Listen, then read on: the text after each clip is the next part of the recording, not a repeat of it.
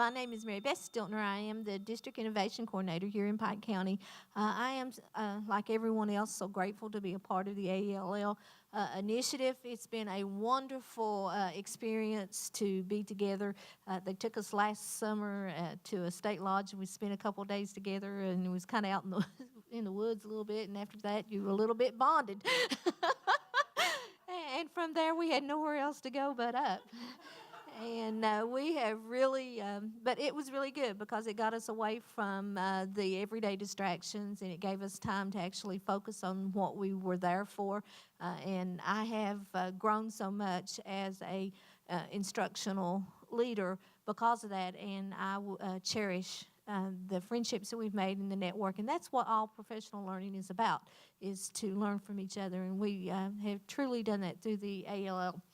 I entitled this, The Struggle is Real, and for those of you that are not familiar with Pike County, we are a large district. We have 18 schools in our district, over 1,000 staff members, but so we're faced daily with the challenge of keeping everyone up to date, informed, and to help our administrators become the instructional leaders that they need to be.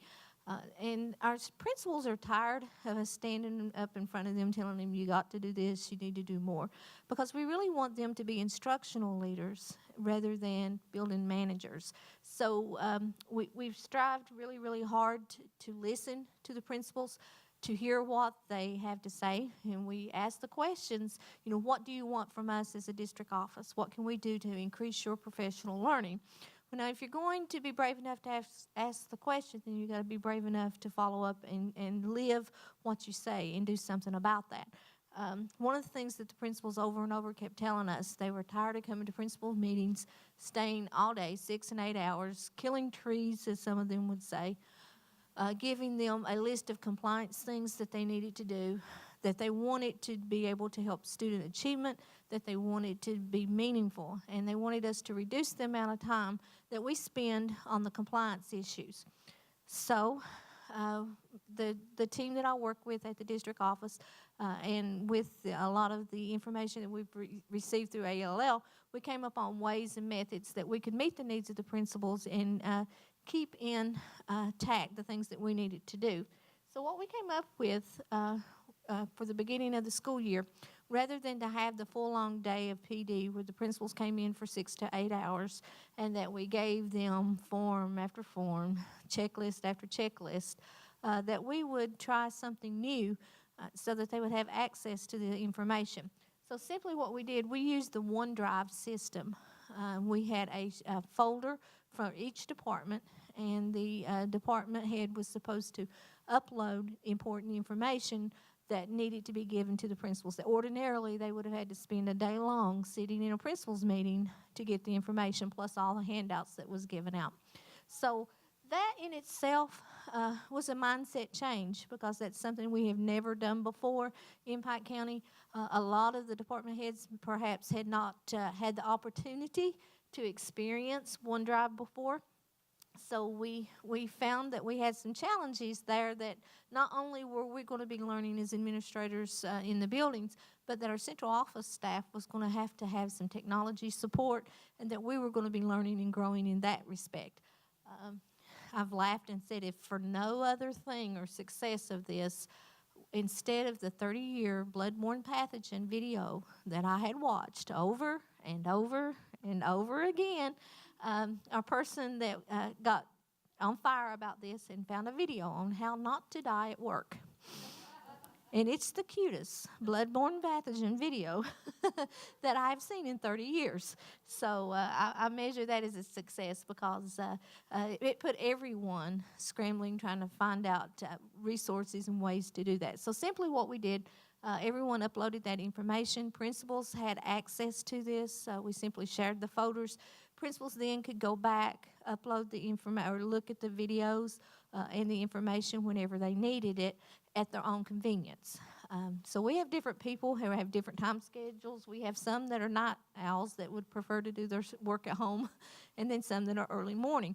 With this system, we were able to have that information at their access at any time that they needed it, and we felt like that it was a good thing.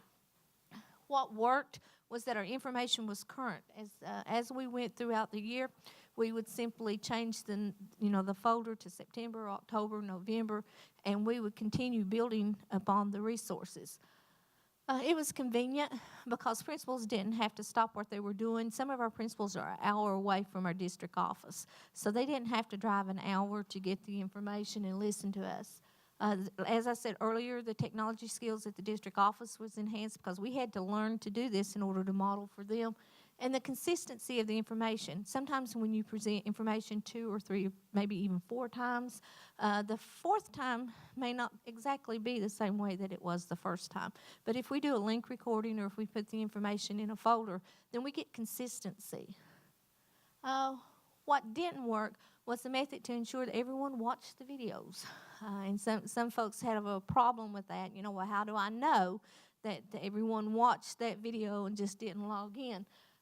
The one that we had to do with the teacher evaluation system, which was 1 hour, 53 minutes, we kind of knew who had watched that because they always made a comment on how long it was and how tired they were of hearing that. So that was kind of an indication for that. The mindset was a challenge and a change because a lot of people just wasn't really ready to move into the technology age and wasn't comfortable with using the system.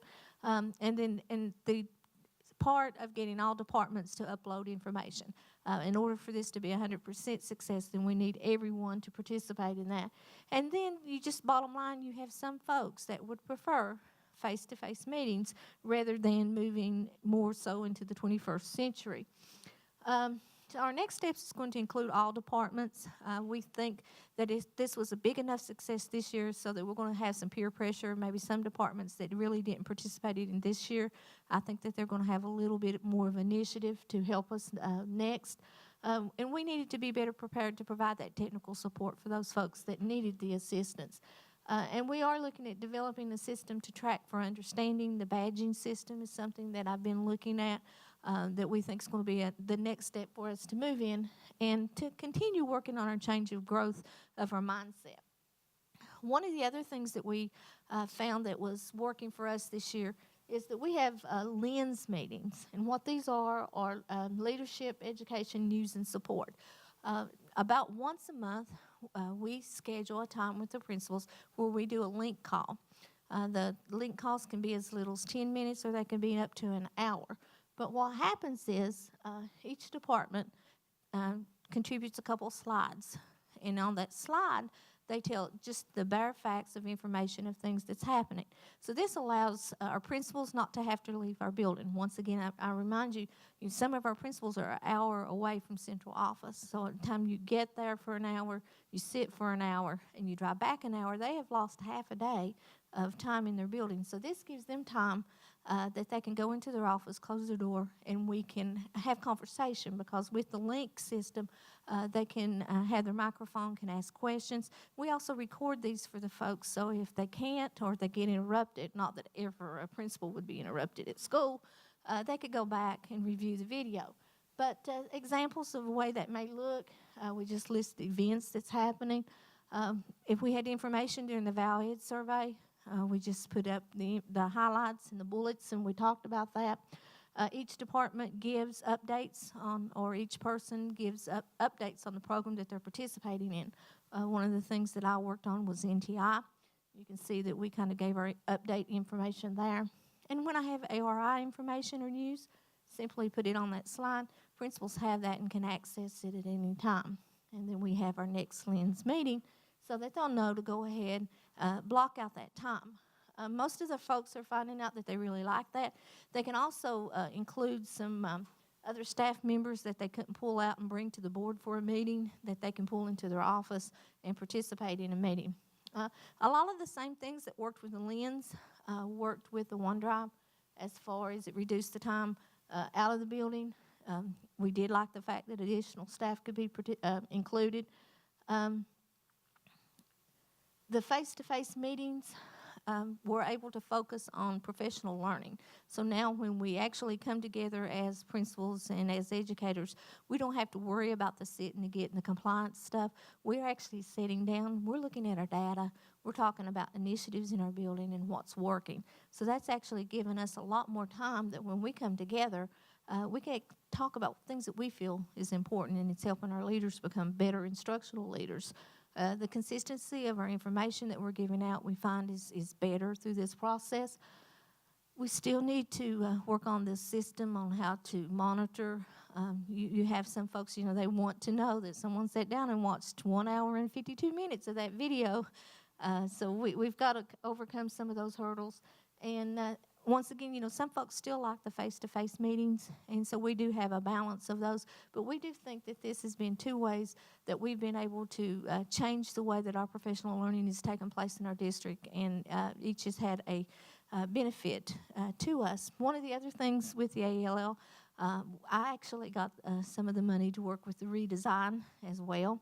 And as I work in district office, I decided to give my money to Miss Jean Caudill, who is a teacher at Mullins Elementary, and I'm going to turn the mic over for her just a minute, and she's going to explain some of the things that she did to redesign her classroom.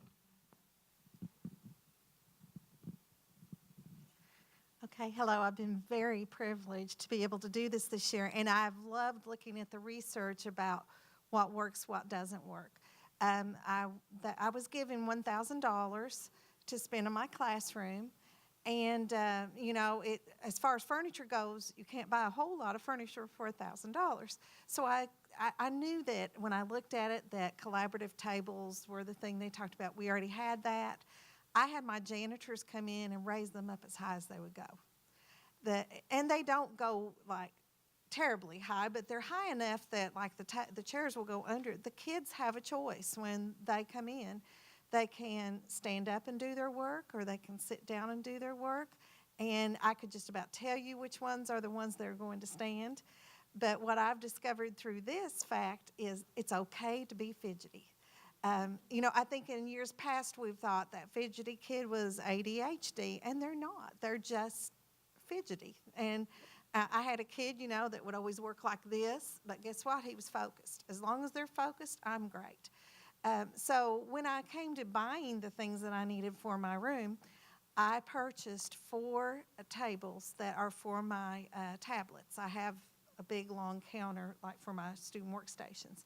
So I bought these 4 triangular shaped tables that come about to here on my children, and I put my tablets on those. So when it's time to do our computer work, that has added 4 more stations for my kids. You can take them apart or you can put them together, and they work in a nice little circle. And believe me, the kids really, really, really like that. And they're not standing up all day because they're there about 15 or 20 minutes. I also used some of the money to, like when we saw, I can't think of her name, from Letcher County. Anyway, when I saw the pictures that she had, like where the students have the collaborative area, okay, I had a corner in my room where I had, books and different things like that. Didn't really have any furniture in it. So I bought furniture for that area, and I turned 3 of my bookshelves around, and it's actually, you feel like you're in your own little room. And it has a couch, 2 chairs, an ottoman. I can sit on it, and I don't break it down. So they're pretty sturdy. The kids love that area as well. And we just finished a Minecraft project. So when they were working collaboratively together on the Minecraft project, they would go back in that area and work with each other. And I've got another Minecraft project that I've got set up for this week. So I'm going to do it on my Xbox, though. So it'll be a little different. There'll be more kids can be involved at the same time with that one. But then I also, and I did this with some funds I had at school. They gave us some instructional funds at the beginning of the year. My room is long like this, so you put the smart board up here, and the kids back here can't see. So they were having to get up and get clipboards and come up and sit on the carpet in front of the smart board. Well, I had an extra projector, and that might sound funny, but I'm STLP, so I have extra of technology. I took the projector and I paid for the mount and for a screen for my wall back here and on the side. So now the kids all have access to everything that we're seeing in the room. But I think the thing that maybe I came out of this the most with was not where they sit, but how they're able to stand. And, they sit in there all day long. I don't take my kids out till like 1:30. So they sit all day long in a normal classroom unless they get up to go to the restroom or whatever. So I think what I've come out of this redesign with is that standing is good. Being fidgety is fine. If that's the way you are, that's just the way you were created. And believe me, I have a very happy classroom.